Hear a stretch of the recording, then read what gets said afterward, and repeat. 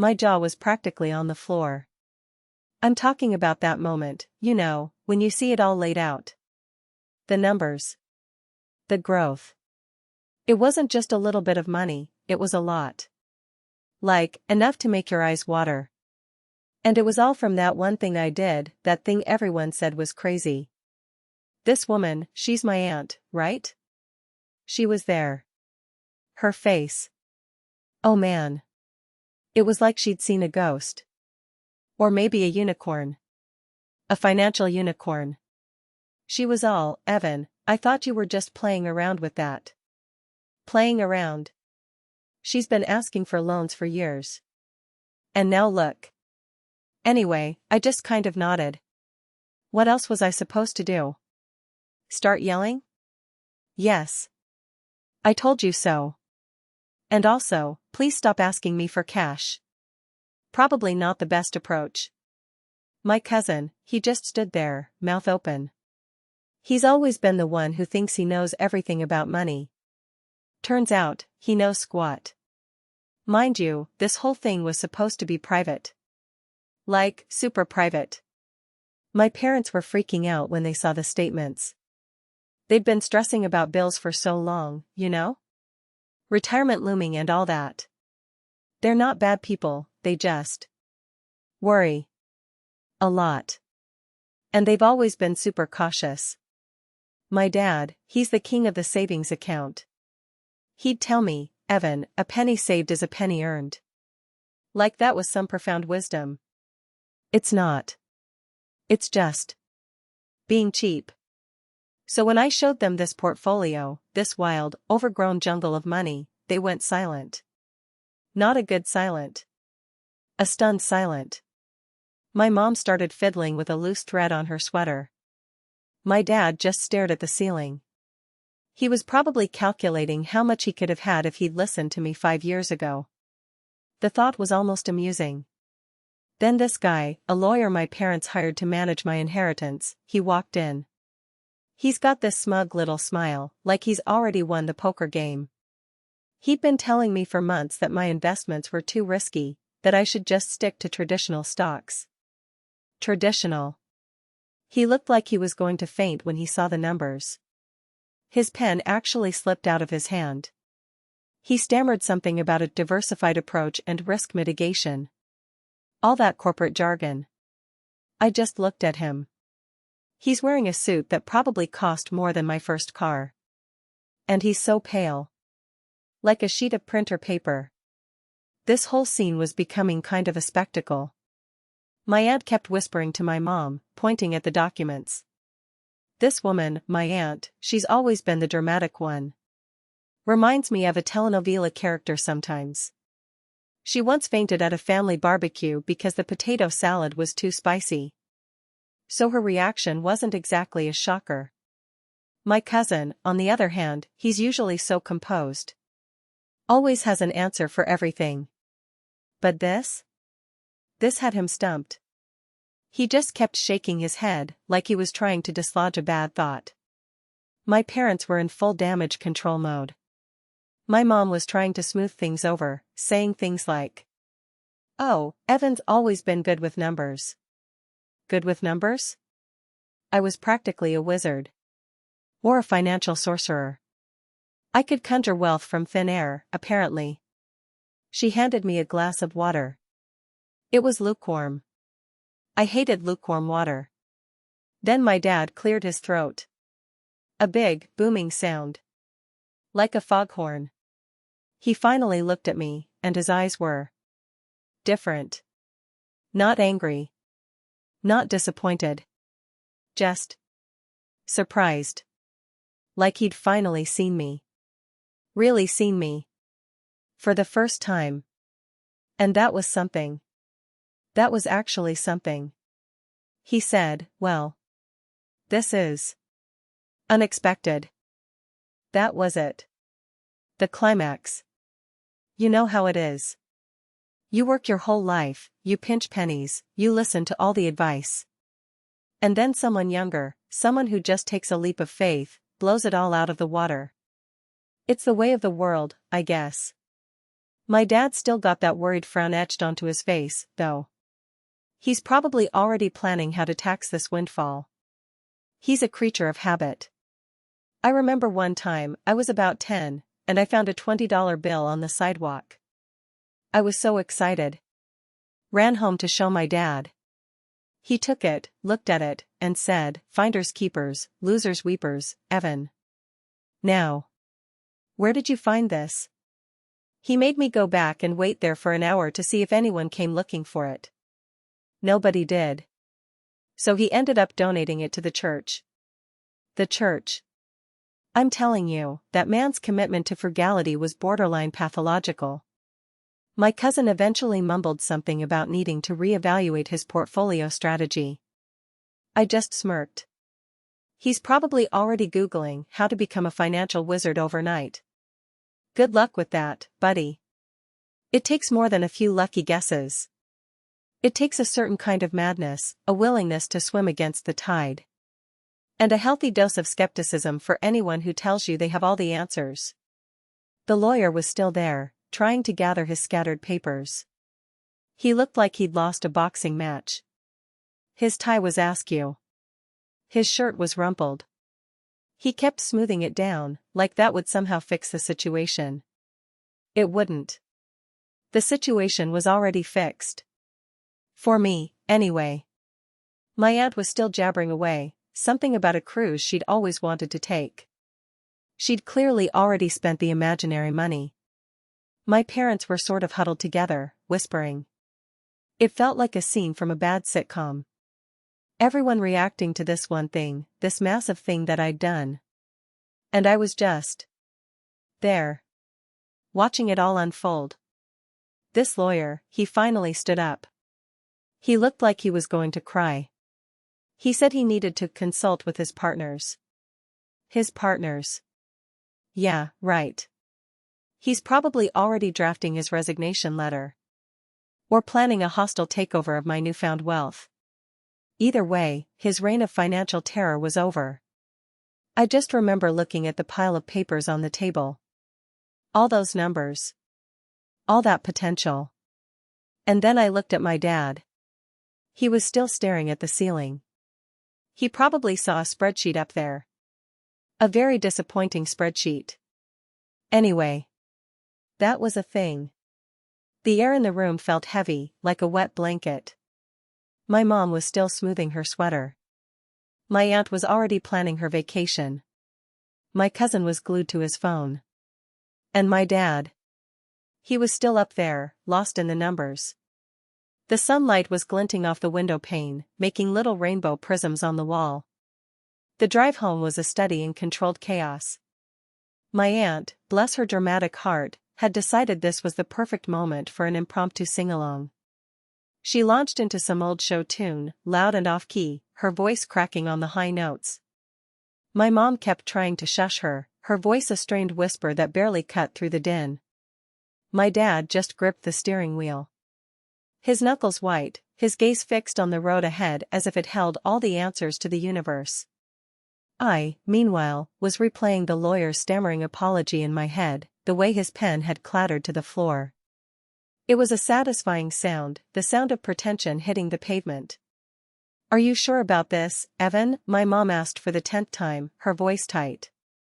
She was twisting the strap of her purse, a nervous habit she'd had since I was a kid. It always meant she was working herself up. "About what, Mom?"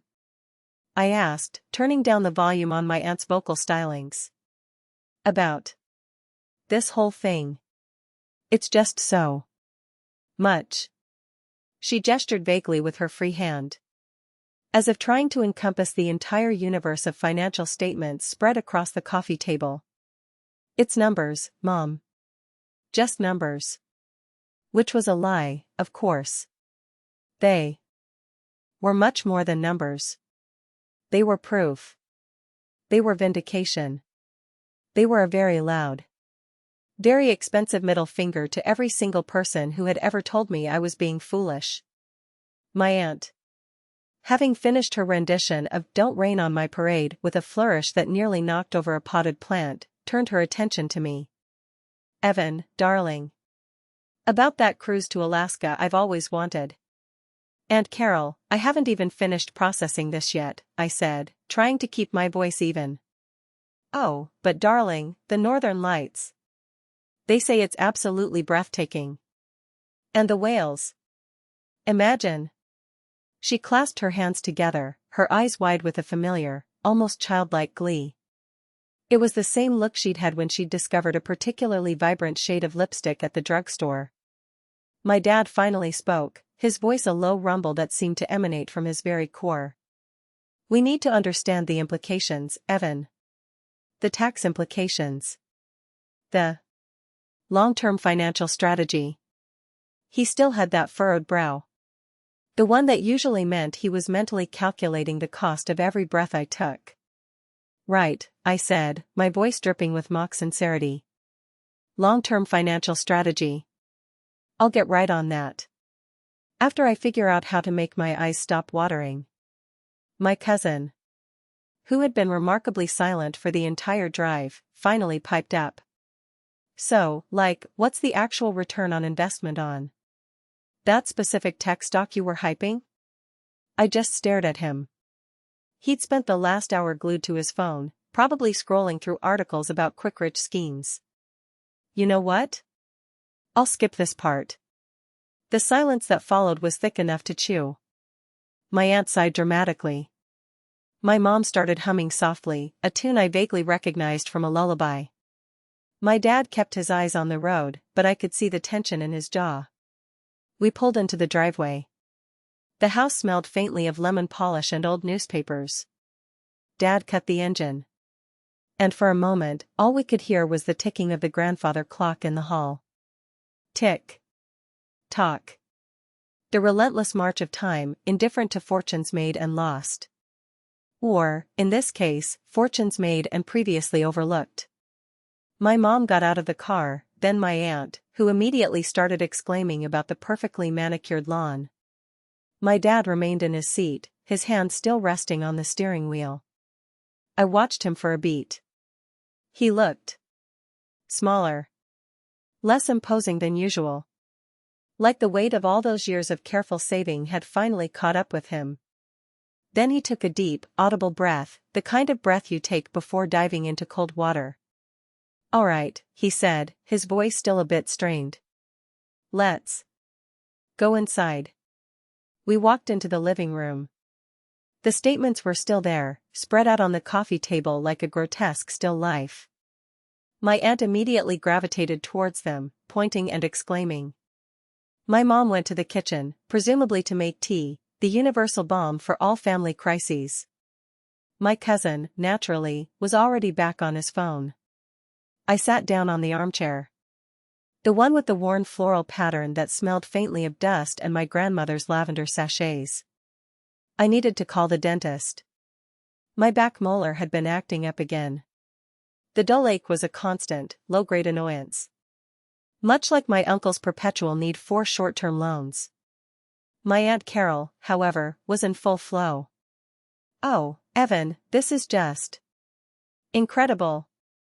I mean, when you said you were investing in that little startup, I thought you were just buying shares in a fancy juice bar or something. She chuckled, a high-pitched, tinkling sound. Imagine. And you're telling me this is all real? As real as the lukewarm water you rejected earlier, Aunt Carol, I said, unable to resist. She waved a dismissive hand. Oh, that. Well, that was just not the right temperature. But this is a temperature I can definitely get used to. She paused, her brow furrowing slightly. You know, I've always wanted to see the Northern Lights. And perhaps a nice little villa in Tuscany. My mom returned from the kitchen, carrying a tray with 3 mugs of tea. She handed one to my dad, who had finally settled onto the sofa, and one to me. She took a sip of her own, her eyes never leaving the documents. Evan, she said, her voice soft, this is a lot to take in. It's just money, Mom, I repeated, feeling a familiar sense of weariness creep in. It wasn't just money to them, I knew. It was a disruption. A seismic shift in the carefully constructed universe they inhabited. My dad cleared his throat. "Evan," he began, his voice carefully measured, "we need to discuss this. Prudently. Prudently." That was his go-to word for anything that involved risk or deviation from his established plan. This windfall, as it were, needs to be managed properly. There are responsibilities involved. Responsibilities like not asking me for money anymore? I ventured. He didn't answer directly. Instead, he picked up one of the statements, his fingers tracing the lines of figures. This growth rate is unprecedented. For traditional markets, at least. He muttered, "Unprecedented." My cousin looked up from his phone, his eyes wide. "Wait, are we talking about retirement funds and stuff? Because I've been thinking about my 401k. Oh, darling. A villa in Tuscany would be so much more practical than a 401k, Aunt Carol interjected, already lost in her fantasies. Think of the wine. And the sunsets. My dad sighed, a soft, almost imperceptible sound. He put the statement down. "Evan, I've always believed in diligent saving. In being prepared. This is a different kind of preparation." He was trying. I could see it. He was trying to fit this into his neat little boxes, his spreadsheets of life. But this wasn't something that fit. This was a wild, untamed beast that had broken free of all his carefully laid traps. The lawyer, Mr. Sterling, had left his briefcase behind. It was a sleek, black leather thing, probably worth more than my first car. It sat on the floor, a silent testament to his hasty retreat. I wondered if he'd called his wife to tell her he was going to be late. Or if he'd just vanished into thin air, the sheer magnitude of my success too much for his corporate sensibilities to bear. He probably went home and reread his investment textbooks. Looking for a chapter on how to not look like a complete idiot when your client makes you look like a complete idiot. My aunt was now pulling out her phone, presumably to start a Pinterest board for Tuscan villas. My mom was fussing with the tea mugs, wiping away imaginary spills. My cousin was back to scrolling, a faint frown on his face. My dad was still staring at the statements, his brow furrowed deeper than ever. I remember the time I was maybe 7, and I found a shiny rock in the park. It was smooth and gray with flecks of mica that sparkled in the sun. I ran to my dad, all proud of my discovery. He took it, turned it over in his hand, and said, "That's just a common sedimentary rock, Evan. Nothing special. You should look for something more valuable. Like a piece of quartz, or maybe a fossil." He handed it back to me. And I, crushed, dropped it into the nearest flower bed. He just had this way of making you feel like even your greatest achievements were somehow lacking. "So," my aunt said, her voice bright and chipper, "what's next, Evan? Are we talking yachts? Or perhaps a private jet? I've always wanted to learn how to fly one of those." "Aunt Carol," I said. My voice weary, "I'm going to go take a shower." And I did. I went upstairs, the faint scent of lemon polish following me. I stood under the hot water, letting it wash over me. But the feeling of disbelief, of being in a dream, wouldn't quite dissipate. It was like the numbers had seeped into my pores. When I came back down, the scene had shifted slightly. My aunt was showing my mom pictures on her phone, probably of potential cruise destinations. My cousin had finally put his phone down and was staring at the statements with a look of bewildered fascination. My dad was still there, his gaze fixed on the financial reports, his posture one of quiet contemplation. The grandfather clock in the hall chimed the hour, its resonant tone filling the room. My dad looked up as I entered. He didn't say anything, just offered a small, almost imperceptible nod. It was a gesture of acknowledgement, of perhaps, just perhaps, a grudging respect. Or maybe he was just acknowledging that I was no longer the kid who'd brought him a common sedimentary rock. The air in the room felt heavy, like a wet blanket. My mom was still smoothing her sweater. My aunt was already planning her vacation. My cousin was glued to his phone. And my dad. He was still up there, lost in the numbers. The sunlight was glinting off the window pane, making little rainbow prisms on the wall.